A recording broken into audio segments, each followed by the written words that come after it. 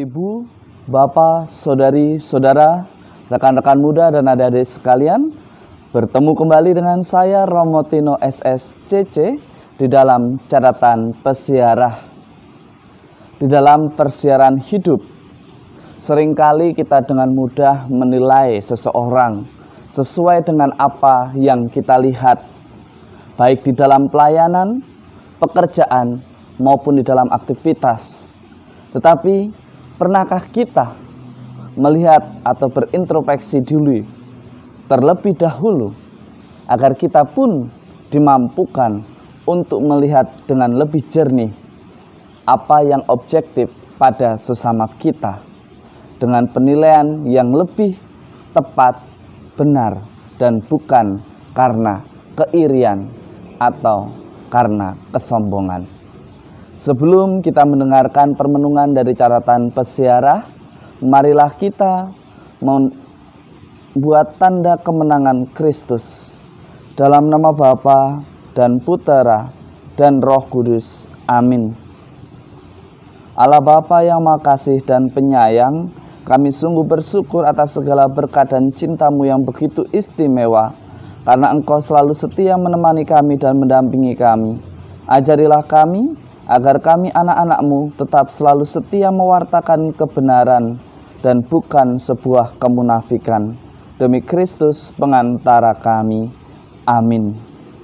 Ibu, Bapak, Saudari, Saudara, rekan-rekan muda yang terkasih di dalam Yesus Kristus, salam sejahtera. Semoga kita semua selalu diberikan berkat oleh Tuhan dan selalu dalam keadaan sehat dan penuh sukacita. Di dalam permenungan pada hari ini, dari surat pertama Rasul Paulus kepada jemaat di Korintus, kita diingatkan bahwa kita hidup di dunia ini untuk mewartakan sabda dan karya penyelamatan Allah. Tujuannya supaya apa? Supaya semakin banyak orang yang mengenal Tuhan diselamatkan dan dibebaskan dari ancaman bahaya maut yang diakibatkan oleh dosa. Hari ini kita diajak untuk berani belajar, berefleksi di dalam pelayanan apa yang kita ingin dapatkan. Kemewahan, kehormatan, ataukah kesombongan, ataukah kita melayani dengan setulus hati supaya semakin banyak sesama kita yang diselamatkan. Hari ini Paulus mengajak kita semua untuk berefleksi di dalam pekerjaan kita, di dalam pelayanan kita, di dalam kegiatan mengajar kita, di dalam kegiatan belajar kita. Kira-kira apa yang menjadi motivasinya?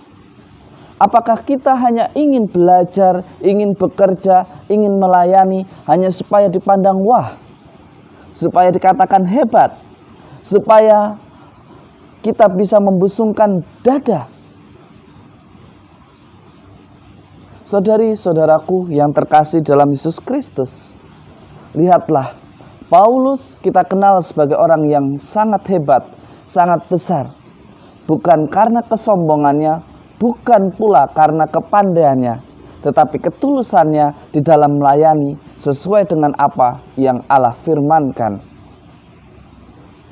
Akan menjadi lebih ringan, akan menjadi lebih berbahagia dan menjadi berkat bagi kita jika di dalam pelayanan ini kita memiliki motivasi yang tulus demi semakin banyaknya orang diselamatkan dan bukan demi keuntungan pribadi semata. Hendaknya semangat inilah yang mesti kita hidupi dari hari ke hari agar kita sungguh dipantaskan dan dimampukan untuk selalu menjadi murid Kristus. Saudari-saudara yang terkasih, di dalam Injil hari ini sangat menarik, mengajak kita juga untuk berintrospeksi diri. Mungkinkah seorang buta membimbing orang buta? Tidak mungkin. Ketika orang buta memimpin atau mendampingi orang yang tidak buta, maka orang yang tidak buta itu akan terjerumus pula. Apa yang mau diingatkan, apa yang mau hendak dikatakan oleh Yesus pada hari ini? Yesus mengajak para murid dan kita semua, sebelum mengadili orang lain, sebelum kita menilai orang lain, mari kita belajar untuk mengintrospeksi diri, mengoreksi diri dulu. Apa yang kurang baik di dalam diri kita, mari kita lihat diri apa adanya. Sehingga ketika kita menilai atau membimbing orang untuk menjadi lebih baik, kita akan lebih melihatnya secara objektif. Bukan karena kemunafikan, bukan karena emosi, bukan karena kesombongan, dan bukan karena kebencian, tetapi pada fakta kebenaran. Lihatlah, Yesus mengingatkan, saudara, bagaimana saudara bisa mendampingi dan membimbing orang lain? Karena balok yang ada di dalam diri kita tidak kita ketahui. Keburukan yang ada di dalam diri kita tidak kita ketahui. Bagaimana kita bisa mendampingi orang lain? Bagaimana kita bisa menilai orang lain dan menyalahkan orang lain? Saudari-saudaraku yang terkasih, kita harus berani belajar mengoreksi diri. Mengoreksi diri tidak ada yang tidak sakit.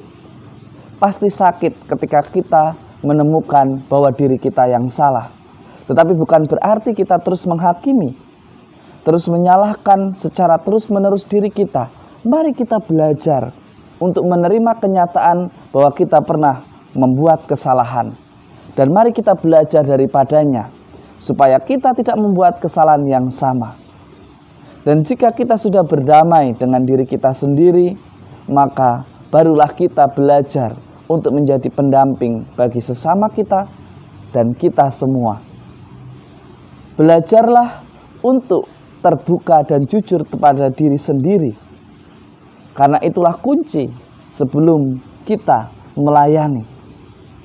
Jika kita berdamai, jika kita sudah bisa menerima dan mengenal siapa diri kita, maka di dalam pelayanan kita akan mampu bertindak bijaksana, bertindak dewasa, dan tidak menjadi angkuh dan sombong. Karena kesuksesan pelayanan kita bukan semata-mata karena kita yang berhasil, tetapi karena Allah yang selalu menyertai dan memberikan jalan kepada kita. Semoga berkat Tuhan melimpah atas kita semua, dalam nama Bapa dan Putera dan Roh Kudus. Amin.